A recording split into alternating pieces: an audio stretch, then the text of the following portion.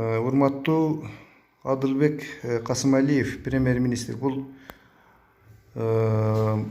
камсыздандыруу кызматы сиздерге карайбы? Булар мен түшүнбөйм. Мына мен Базар Курган районунун акимчилигинин ичиндеги камсыздандыруу жеринде отурам. Мен мисалы үчүн айыл өкмөттө камсыздандырып кагазым алгам да.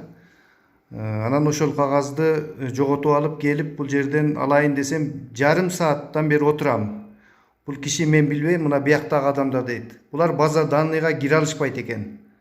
Биринин ишин бири билбейт. Эмне десе мен жакынмын, жаңымын дейт бул аксакал. Фамилияңыз ким болот сиздин?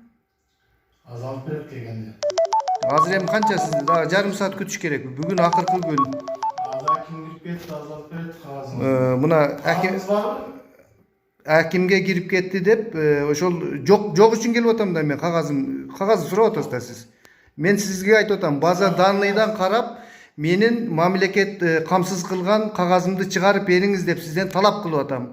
А сиз мени жарым саат, мына 40 мүнөттөн бери кармап отурасыз азыр. Анан жок, анан акимге кирип кетти, анан тиги бу деп. Жандай эмеспи? Өзүңүздүн милдетиңизди билбейсиз, база данныйга кире албайсыз. Давайте билген адамдар иштесин анда.